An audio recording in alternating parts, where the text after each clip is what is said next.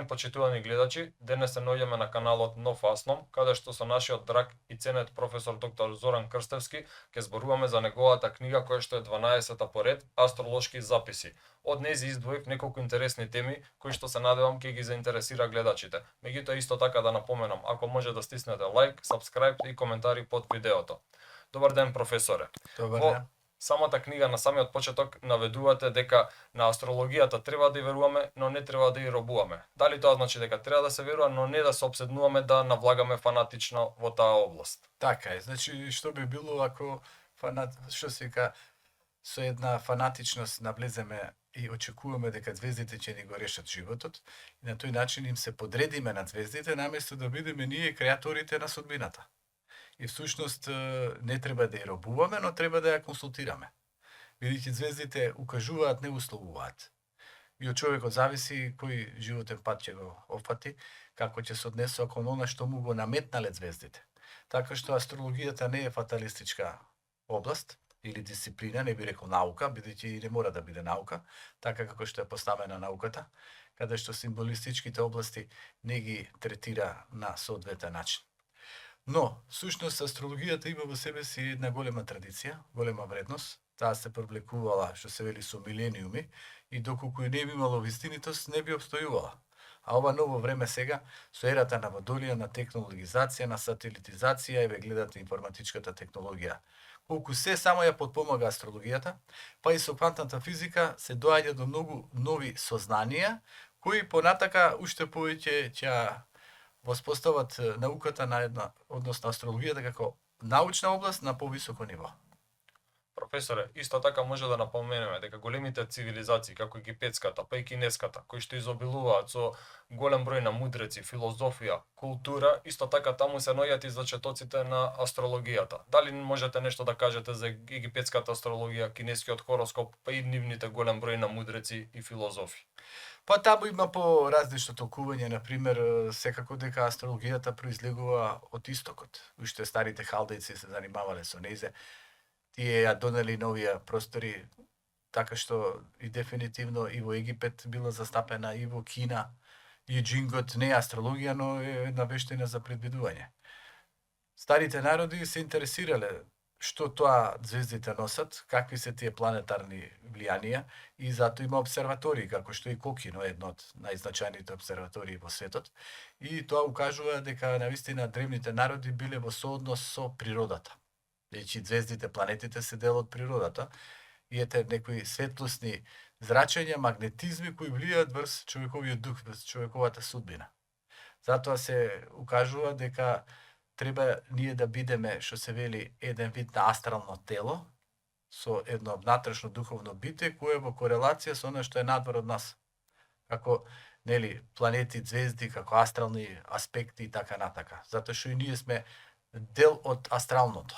Во нас го има сето тоа и на некој ниво на магнетизам ги чувствуваме, ги привлекуваме нештата кои што се горе на небото. Затоа се вели, како што е горе на небото, така е доле на земјата. Во овој случај египетската астрологија има малку по-различно толкување во однос на зодијачки знаци. Например, кај нив рибата е означена како нилски конј. Лавот е означен како сокол. Значи, гледате, имаат зодијачки знак Уче, например. Има и астечка астрологија. Таму, например, јагуарот е многу почитуван. Таму толкувањето е преку деновите. Кој ден сте родени, и таков зодијачки знак добивате. Кај кинезите исто така имаме зодијачки знаци малку поразлични. Например, годината на огнениот конј. Таа е една специфична година која се јавува секој 60 години и тие што се родиле во таква година обично се смета дека имаат повеќе проблеми и тешкоти во животот. И во Кина дури се случувало во текот на таа година да има рекорден број на абортуси. Луѓето не сакале нивните деца да се раѓаат во годината на огнениот конј. Затоа па годината на златниот змеј, тој се сметало за најзначајна, најстрекна, најпросперитетна. И тоа исто си давало некоја функционалност. Значи, ако кај астеците е преку деновите, кај кинезите е преку годините.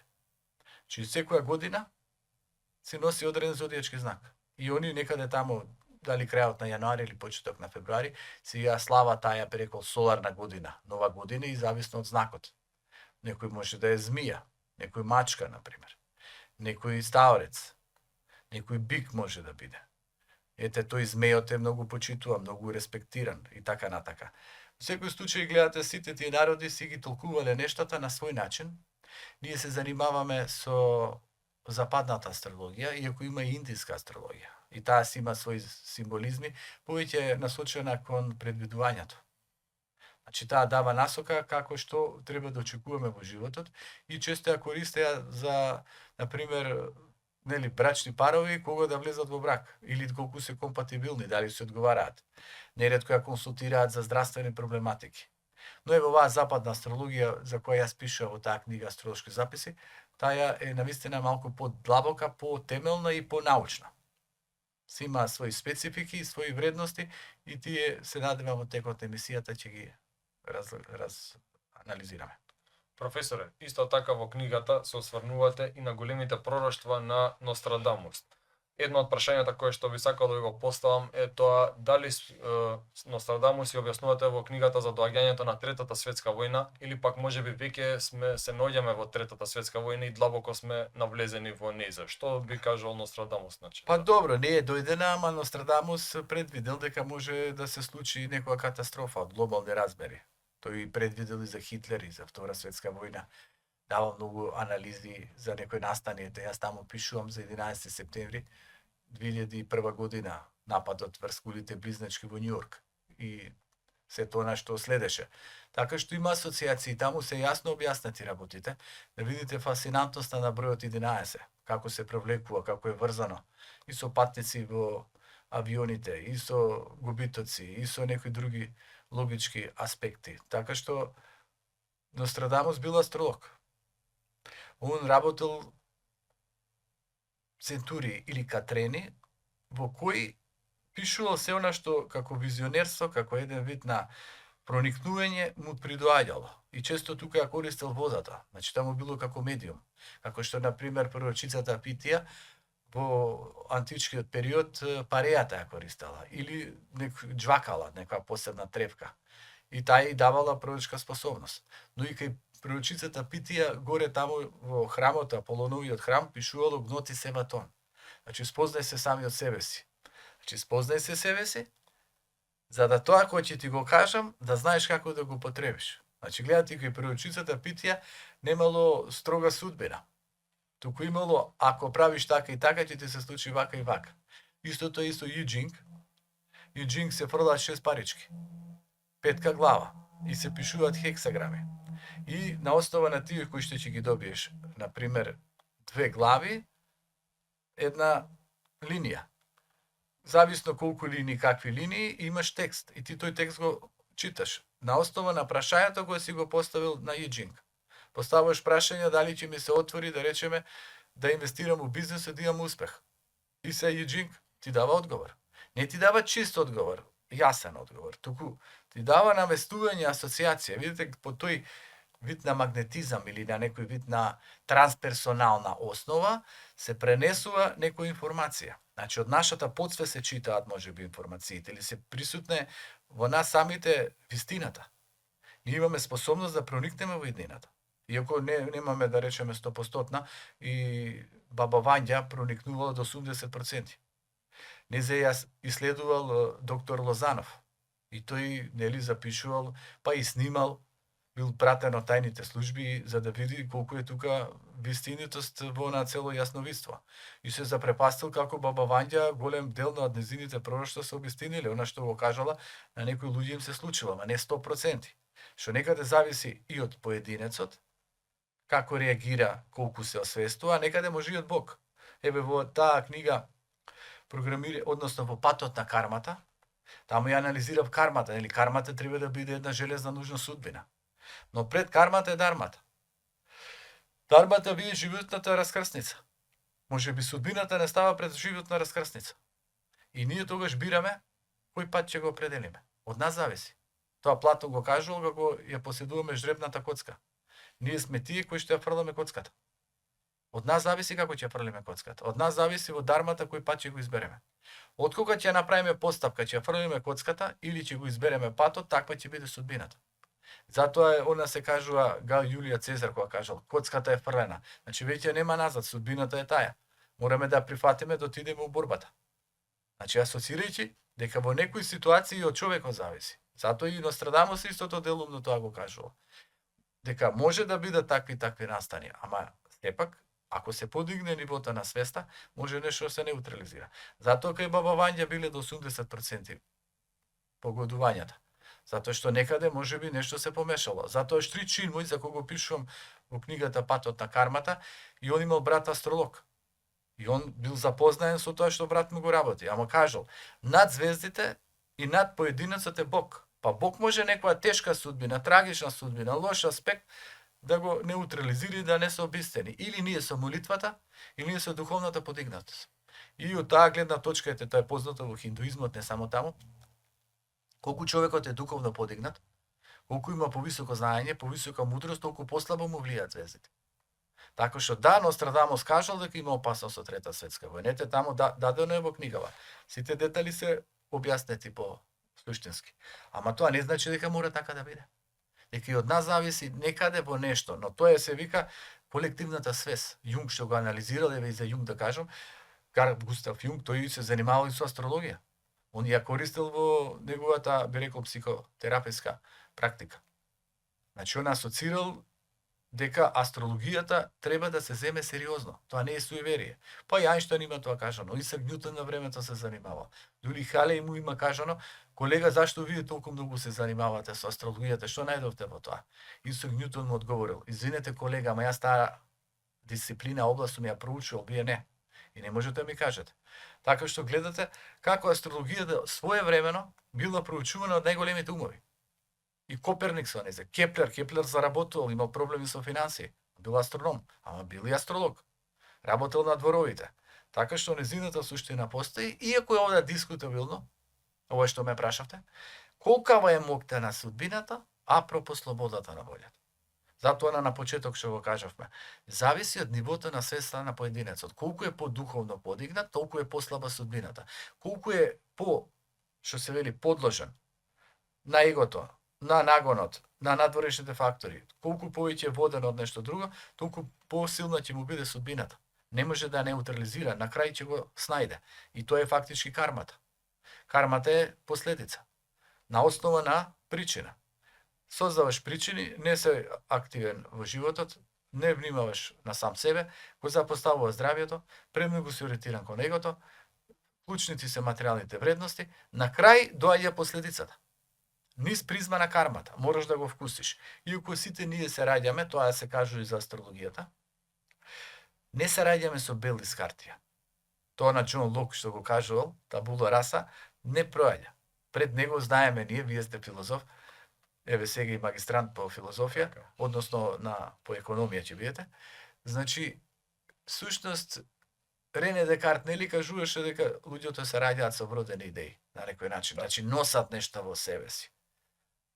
Џон Лок вели, ние се раѓаме со бел лист карта да пишуваме. Не, астрологијата кажува дека ние се раѓаме со некои предиспозиции наследени од минатото.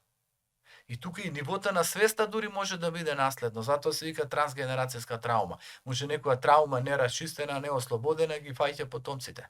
Се провлекува. Кај некого се активира. Утврдено некој имал страп од мач, кога одел во музеј, се вознемирувал. Од каде мачот? Па после со хипнотичка регресија се утврдило имало причина. Производ на нешто од претходен живот, на некој запис. Така и астрологијата, таа натална карта што добиваме след на нештата кои во претходниот живот сме ги правеле. Затоа што астрологијата верува во бесмртност на душата, во прелост на нештата. И затоа постои еден месечен јазол, и тоа е многу битно кај паѓа, едниот е северен, другиот е јужен. Едниот е кармичка точка, и тој покажува во кое поле имаме да отплаќаме, а другиот е каде ни е предноста, каде ни е излезот, каде ни е опцијата. Така што дефинитивно дека треба да се анализираат тие астролошки точки, бидејќи се битни за градење на судбината. Но, покрај градењето на судбината, она што Јунг го кажувал, многу е битно да го градиме нашето биополе. Значи, ние да се градиме животното поле, нашата личност, нашата свесност, нашата подигнатост, за да утре какви да се аспектите да успееш да неутрализираш. Или да се надеваш дека Бог ќе те спаси. Или да прифатиш дека судбината така сакала, дека морало да биде. И во тој поглед затоа и тие анализи што ги правив за Нострадамус, знаете вие дека пишував и за Македонија. Така. Нострадамус за своите катрини ја спомнува Македонија. Спомнува само една година, тоа е 1999 година. И тогаш имаше планетарен крст и за тоа пишувам во книгата Астролошки записи. Тој планетарен крст е фактички објаснет во Евангелието според Матеја. Во кај Јован Богослов на крајот апокалипситичните согледувања ги има зодијашките знаци и тоа е наведено во книгата. Од орелот до бикот, до лавот и до човечката глава, тоа е водолијата. Тие сите ги има во свингата. Свингата е така создадена. Значи, главата е човечка, едниот дел е од бикот, едниот дел од лавот и крилјата се од шкорпијата. Зашто од крилјата? Затоа што шкорпијата има 3 вида. Една е змија, друга е гуштер, трета е орел. Таа што е змија е отровна, конфликтна, има проблем со себе, го насочува отровот кон другите. Таа што е гуштер, отровот го насочува кон себе си. Создава немири, преоптоварена со многу работи. Не живее мирно, опуштено. Другите се наметнуваат. Шкорпија гуштер. И шкорпија орел, која духовно се еволуира, се подига, кој има голем капацитет, голема способност за регенерација, трансформација. Че гледате, и во астрологијата не е само доволно ние сме тој зодијачки знак. Прво, под кој тип му припаѓаме, второ, на кој ниво на себе развој се наоѓаме, трето, дали сме од повисок, понизок карактерен тип или среден. Така што тука се и декадите и тие се многу битни во астрологијата. Еве, на пример, некој е роден во Вага, но многу е битно дали е во прва, втора или трета декада. Вагата од првата декада се тие првите 10 степени.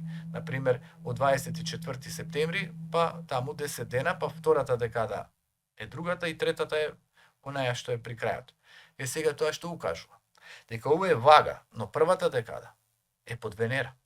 Значи има венерена карактеристика. Втората декада е под Уран. Тоа веќе поинаков тип на Вага дава. Третата декада е под Меркур или близнешката енергија. И автоматски гледате, тоа го додаваме. Потоа, знаете ли вие дека подзнакот е исто така многу битен? Подзнакот е битен и на кој степен е. Но, еве, на пример, вие сте, да речеме, подзнак рак. Кој сте? Овен. Еве, овен. Овен подзнак, 15 степен. 15,05. Знаете вашиот подзнак с каква примеса добива? Од Вага. Зашто? Така. Главнината на подзнакот Овен од 0 до 2,5 е чистиот Овен. Од 2,5 до 5 степен е од Бик. Од 5 степен до 7,5 е на Близнаци. Од 7,5 до 10 степен е на Рак. И значи гледате од вега го добиете карактеристики. Значи не е астрологијата она што го читаат повесници. Туку нешто многу по-софистицирано. Така, само би додал исто така дека Јунг во својата аналитичка психологија нели многу консултирал и Ичинг, и Тарот, да. и астрологија, толкување на соништи и така натаму. И тоа е многу битно дека разбудените души, тие лами на Тибет или големи буди, кај нив начин не влијае астрологијата, не. Па тие се смирени, Јордан. Тие живеат на опуштен начин, комплементарен со себе си. Не можат звездите толку да ги дофатат. Фактички гледате, звездите влијаат на нашите енергетски центри. Така. И сега ние имаме барем 7, а може и 8. Првите 3 се оние со пониската вибрација. Тука е половата чакра, па некој е ориентиран кон генитална љубов, па само ниски страсти, па таа го владее, па не може да одолее. Некој е на храната, па оптеретен дали со пијалокот, дали со храната, дали тоа му е животот, дали премногу ориентиран кон тие наслади на телото. Некој е на ниво на егото или на материјалното, па целиот негов живот е свртен кон тоа. Гледате се, планетарното влијание такво како што е, него му се рефлектира на ова ниво. Го врзува со телесно-материјалните основи.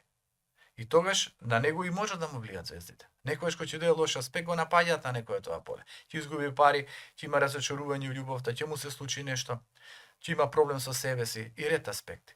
Но овие што се подигнале малку повисоко. Сега замислете оваа сончевата чакра, соларната чакра. Таа е врзана со знакот лав. Замислете човекот со соларна чакра. Зрачи позитивно, опуштен е, доаѓа планетарно лошо влијание, има оптимизам, се бори да го надмине, не дозволува да го потисне, има во себе си капацитет, знае да се справи. Замислете ова и со грлатата чакра. веќе на повисоко ниво. Таа може да биде врзана со близнаците кои што се врзани со говорот или со девицата, на пример, или со овенот. Значи, како зборува, како се себе доживува, како себе се мотивира, какви креативни дела. И сега доаѓаат повторно планетарни аспекти кои не се совршени. Но човекот има методи, има техника, има способност како да се справи. Читал, има знаење, разговара, проникнува во нештата, знае да си ги објасни, не му владеат тогаш звездите оноку колку што треба. Е сега замислете ако е третото око развиено. А третото око може кај рибите, кај водолиите. Докажано е не најспиритуалните, туку оние со најголеми интуитивни видовити способности се рибите. Они добиваат преку сонот, значи може да проникнат, водата многу им влие, може да им разбуди нешто. Водолијата, таа е природно инклинирана кон иднината. Водолијата што ќе ти каже некои работи може ќе бидат за 20-30 години или може за неколку месеци. Значи има способност да проникне, она е под влијание на Уран. Уран е планета на трансформација, на регенерација, на новитет, на јасновидство, на технологија на иднина. Јарецот и Сатурн се на минатото, на старото, а Уран и Водолијата се на новото. И Скорпијата. Скорпијата знае да предвиди лоши работи. Смрт, некому нешто ќе му се случи трагично, за сама себе, за опасност. Значи, она е многу талентирана, надарена. Сега и лавот и ракот имаат понекога способности. Имаат блесоци.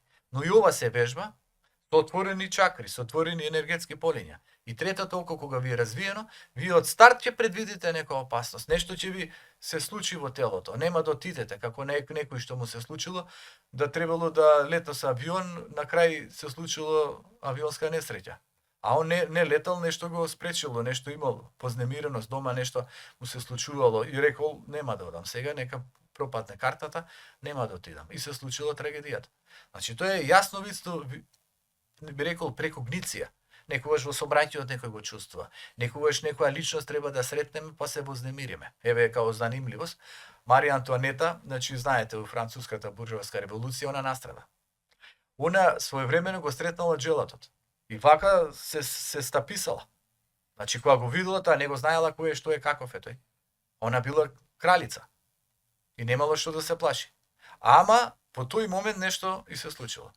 Дошло времето со француска буржуазка револуција, под гилотина заврши и Луј XVI и Марија Антуанета.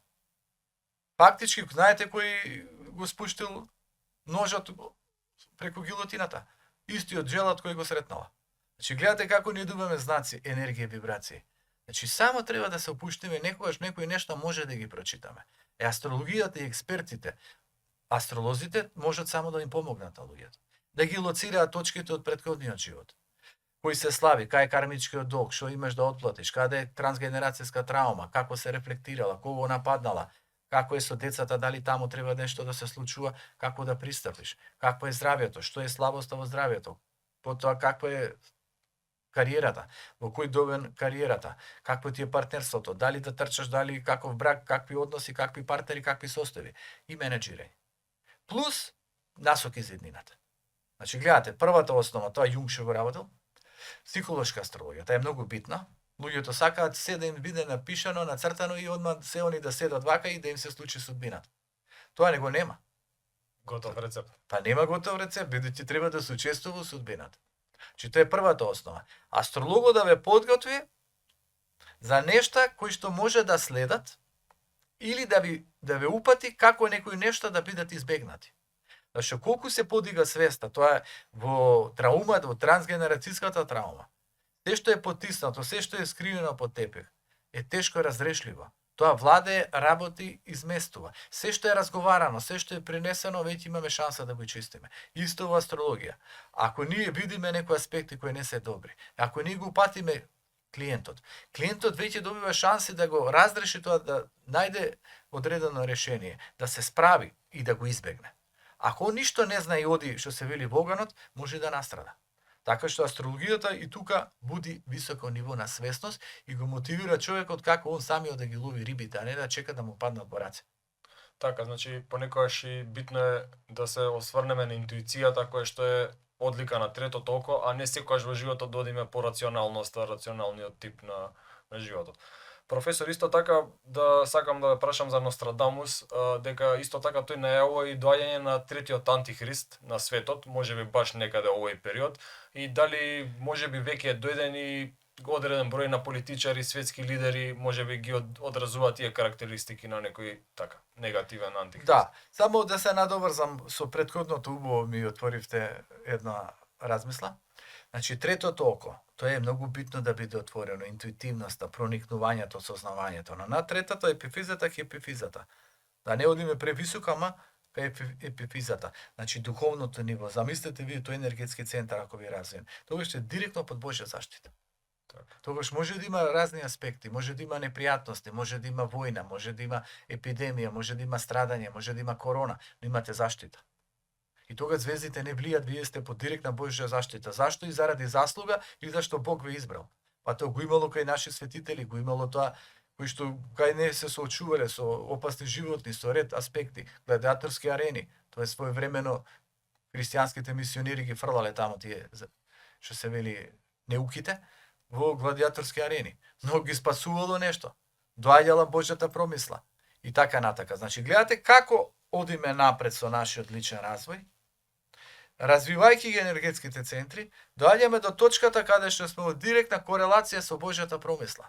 Она што Тесла го кажува, космичкото јадро. Космичкото јадро ти дава информации, како што да се поставиш и ти помага да ги надминеш проблемите. Сега во поглед на ова што го кажавте за Нострадамус. Да, точно е тоа, дека постои антихрист во гледиштата на Нострадамус. И он има тоа укажано, а тоа го има и во Библијата. Во тие апокалиптични укажувања, ама асоциацијата е дека ние не можеме да знаеме кој и кога ќе се појави. Но тој работи преку некои алатки. Која е неговата алатка? Заклопување на народот. Манипулација по секаков начин. Страв.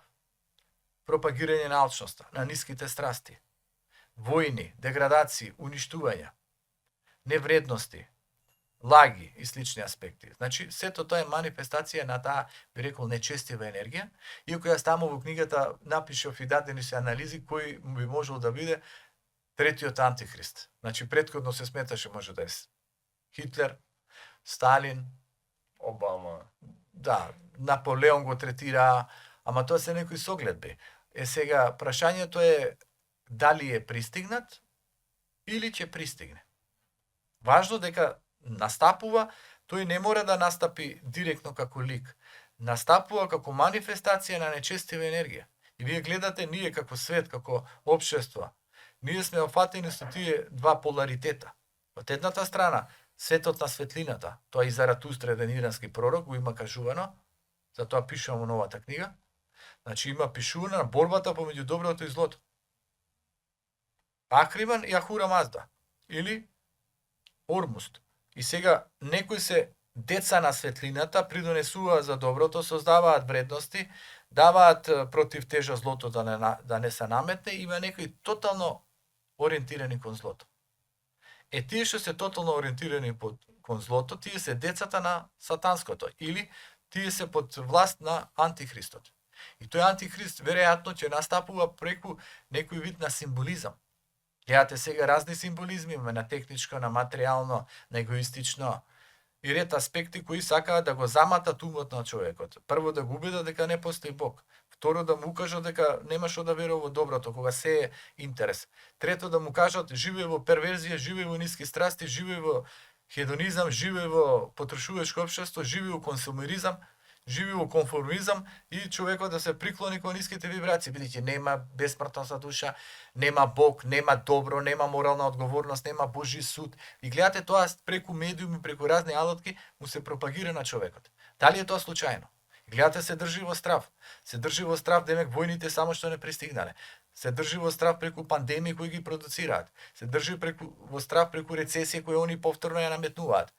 И ред аспекти каде што навистина злото работи на еден начин. Но ние не мора тоа зло пак да го бареме само во еден лик. Тоа е систем. Системот на злото. Но од другата страна работи системот на доброто, системот на светлината, кој се бори против темнината. На крајот ќе победи светлината. Кои ќе бидат спасени? Избраните оние кои придонеле. Кој го кажува? Тоа и астрологијата. Преку што? Преку ерата на Водолија. И затоа таму минимум 10 страни напишав за ера на Водолија, објаснив некои прашања, што беше кога беше ерата на бикот, ерата на златното теле, ерата на кравата во хиндуизмот, ерата на Египет на фараоните, што се случи со овенот, ерата на Мојсие, ерата на стадото поведено кон ветената земја, ерата на окото за око, зап за зап, нешто што и асоцира на овновска енергија, но и на монотеизам, ерата на рибата и на христијаните и на рибарите апостолите, ерата каде што рибата беше свет символ, ерата каде што само жртвата, љубовта, божественоста беше во преден план, ерата каде што мораше да се врти образот, бидејќи спасот е во небесното царство. Сега веќе тие нешто полека космички исчезнуваат. Доаѓа ера на Водолија. Ера на технологизација, на сателитизација, на нови состојби, на перверзија на духот од другата страна, но на две фреквенции. Едната оди нагоре, едната оди надоле. Има луѓе се повеќе и повеќе духовно се освестуваат, или одат посетуваат духовни лидери, или посетуваат духовно воздигнати личности.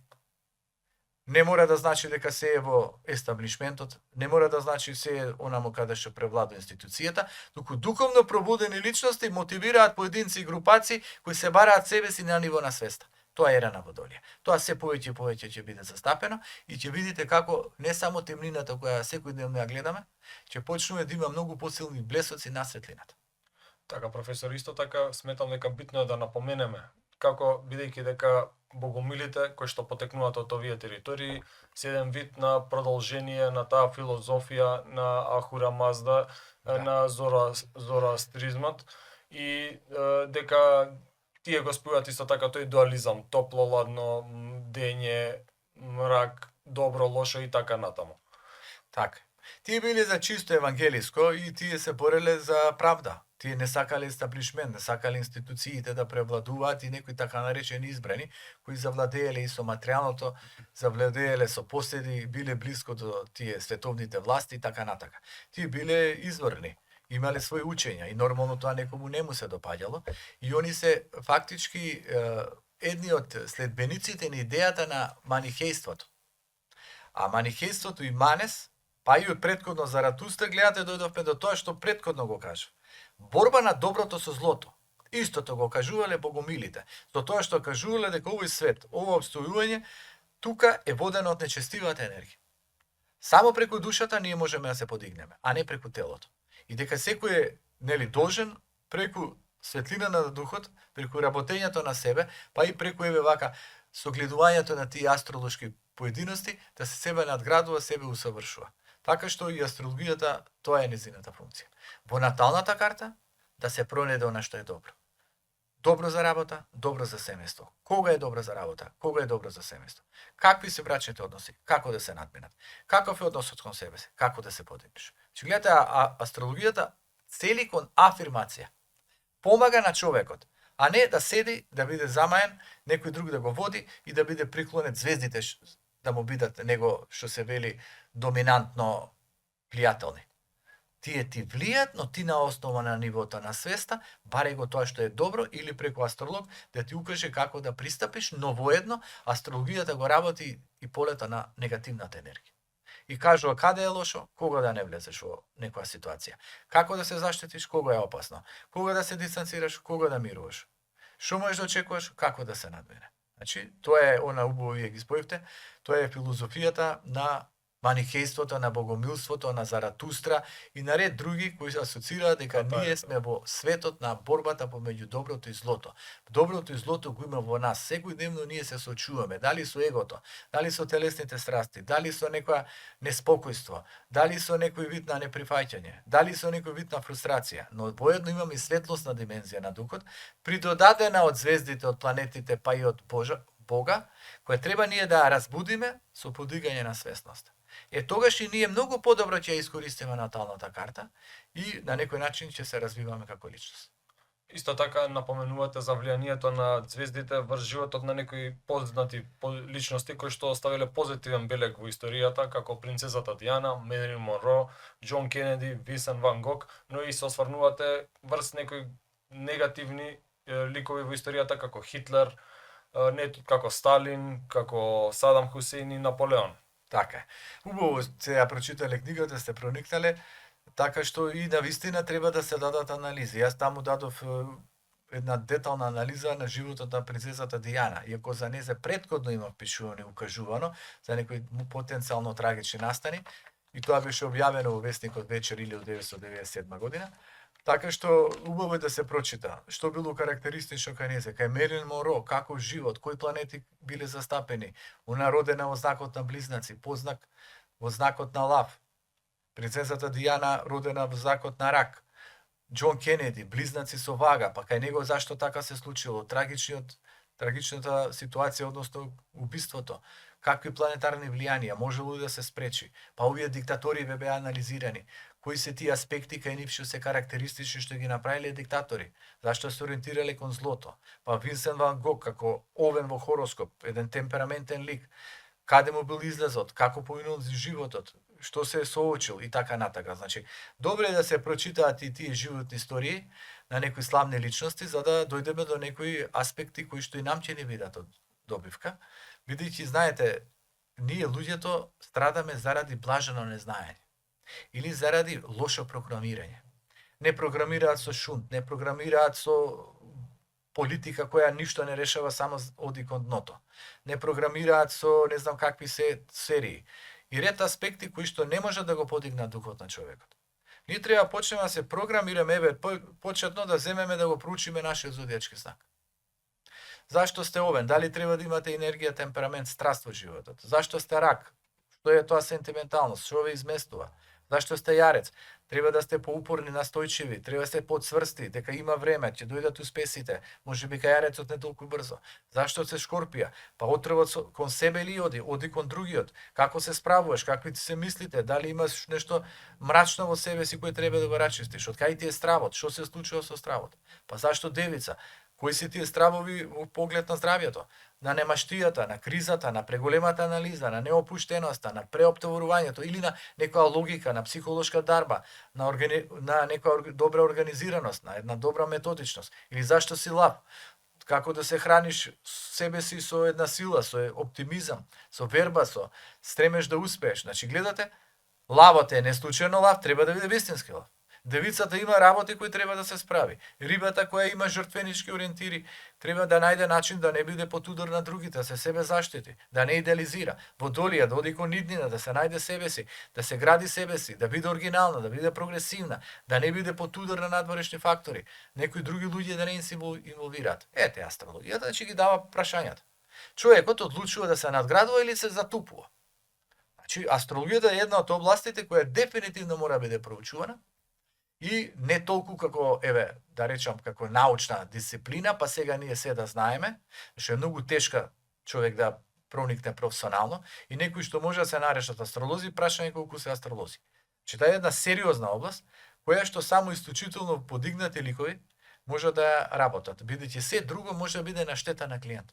Може да му даде лоша сугестија, може да му наметне нешто што всушност нема да се случи, а овој да го умисли дека ќе следи, па да си направи еден дисбаланс во духот, ако си направи во духот, ќе си го повика тоа лошото и така натака. Значи, мора сериозно да се работи, професионално, одговорно, со етички предзнак, но и самиот човек треба да си ги проучи зодијачкиот знак, подзнак, месечина како за почеток. Зашто месечината владае со емоциите, со чувствата. Така што еве, не знам колку имаше простор, ама може би за некои планети да ви раскажам, Сатурн што значи каде, во кое поле, или сето тоа може да го ставиме за некоја наредна емисија. Може да оставиме за наредна емисија, да им даде простор. Исто така би ве поставил прашање, во книгата наведувате каков председател премиер бил потребен на Македонија. Да, големо прашање, битно прашање, таму детално тоа го анализирав. Според нели Македонија кога е создадена независноста и ние си имаме натална карта, според тоа Македонија е девица со познак бик. Со месечина во девица, со родена на време на млада месечина. Со Марс во лав, нападнат од Уран. И сето тоа дава специфик. И дадена една целосна астролошка анализа на Македонија во книгата, но и како председател премиер ни е потребен. Зашто Македонија на поле на водачи го има Сатурн. А онаму кај што паѓа Сатурн е најтешко, најпроблематично. И испадна Македонија се страда од неефикасни лидери водачи, кои не знаат како да се снајдат. Прашање со самите себе си, а камо ли да водат систем или држава. и тоа дава една насока како и што е неопходно за да некој успее во својата, би рекол, претседателска премиерска функција, или еве самиот народ да знае што му е потребен за да утре може да ита кон некоја подобра состојба, не би рекол благосостојба. Така, тоа беше, драги гледачи, презентација на 12-тата книга поред на професорот доктор Зоран Крстевски, Астролошки записи. Ви благодарам за гледањето и учеството.